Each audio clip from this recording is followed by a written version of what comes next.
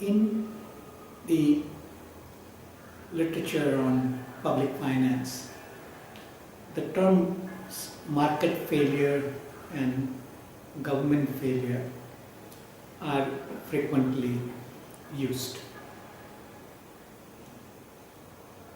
Let me make some preliminary remarks to understand them, to clarify these concepts and what might be some of the possible measures to address them. Market and the state, or more narrowly government, are both social institutions which are of relatively recent origin. The market as a system, as a system to address what to produce, how to produce, and for whom to produce, is a relatively recent phenomenon of the 18th century, when Adam Smith wrote the classic called The Wealth of Nations. The nation states in history are also of very recent origin, with many of the colonies gaining independence only towards the middle of the 20th century. So the nation states, and the idea of the government and the market are relatively recent.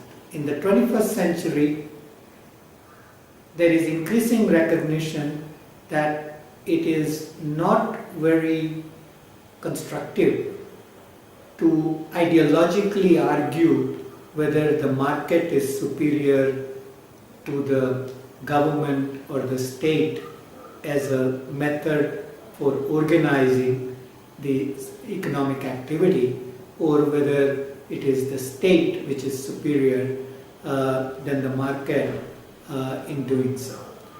Both are needed, both are complementary to each other. Let's take a very simple example. If we want to trade, there should be a contract, a property right, and an enforcement of contracts. The property right, the enforcement of contract, it rightly belongs in the realm of the state or the government. So we need the government competence in assigning property rights and in creating the environment in which contracts can be carried out with a degree of confidence, and where the disputes arise, that they can be addressed in a timely and a cost-efficient manner. So without that role of the state, markets cannot function well, because the alternative to trade is theft. And in history, enough theft has occurred when the state and the government have not undertaken their proper function. So now, what do we mean by market failure? When we talk about a failure, it means that something is not operating in an optimal way. In economic theory, the yardstick that we commonly use is in technical terms called Pareto efficiency, which is named after an Italian sociologist named Vilfredo Pareto. The idea is that Pareto efficiency represents the allocation of society's resources among alternative uses in such a way that one per individual or one economic entity cannot be made better off without making somebody worse off. So when that point is reached, and there will be many points along Pareto efficiency curve, when those points are reached, we need to reduce the satisfaction or the welfare of one individual in order to make other individual better off. So the market failure occurs when we are not operating on that efficient frontier, but we are operating below it. Now there are several reasons for market failure. There could be information imperfections, there may be immobility of factors which do not allow us to get to the efficient level by reallocating resources. There could be monopolies which tend to thwart the reallocation of resources in an efficient manner. There may be separation of benefits and cost over time. So for example, cost of wearing a helmet when one is driving a two-wheeler is the inconvenience and the cost of the inconvenience to put it on and the cost of the helmet, and the benefits are not very evident until the accident occurs, and when the accident occurs the costs are huge.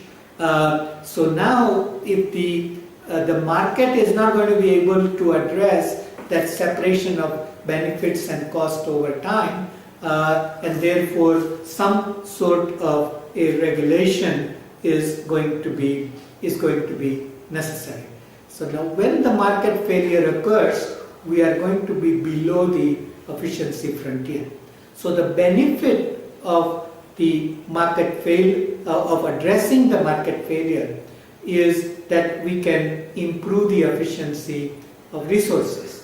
But to improve that is not costless, because we need to undertake there are informational constraints, there are constraints in the instruments that are used, such as taxes or subsidies or regulation or fines, where we need to calibrate as to how effective they will be in trying to correct for market failure. Now, having described the market failure in this way also suggests that there is a concept of government failure. Now, where does the concept of government failure occur? The government, in order to address market failure, needs information. But the government does not always is the best entity to have the information, particularly about the behavioral patterns of the individual households and business firms. So the governments have to rely on their behavioral responses in order to find out whether their policies are going to have the desired impact. So government may desire people to save more or to produce more children or less children, but the instruments that the government uses, whether of taxing or subsidies or others, they have to necessarily rely on the individual responses, and if individuals don't respond in the manner that the government was anticipating, then the government will not be able to achieve its objectives. The other reasons why government failure can occur is because the lot of times the government itself is ambiguous about the kind of objectives it wants to achieve and the kind of instruments that are going to be needed to be deployed for a particular period of time in a focused way. So many times, for example, in India, legislators pass a particular bill, but many legislators do not have the full comprehension of what the implications of those bills are, or they have not been briefed by the experts about those implications. Another reason for government failure is that the laws can only be passed in a general way, but then there are implementing regulations, and the implementing regulations are made by different government officials over a period of time without necessary consistency with each other. So a law like an income tax law can be passed, but 10 years later, a lot of implementing regulations would have been promulgated, which may not necessarily be consistent with the original intentions of the income tax law. Finally, the government failure occurs because in a large bureaucracy, it is difficult to consistently interpret and apply the provision of the regulations and the laws by different officials. So we may find different officials interpreting the same subsidy program in a different way, or the same excise tax or a sales tax in a different way, and therefore the outcome at the individual economic agent level is different. Now, if the variations are minor, that would be acceptable. But what happens in many countries is that the variations become very large, and therefore that large discretionary power or the discretion to interpret that tends to create outcomes which are very different from what is originally intended. And that's where the government failure part comes in as well. So the key to this is that market and government are two imperfect social institutions. If we want to address a given policy challenge, then we need to see how they can complement each other. And if we don't think of complementarity, but if we think of ideological reasoning that one is superior over the others, then we are not going to get the kind of outcomes that are going to be constructive and healthy from the society's point of view.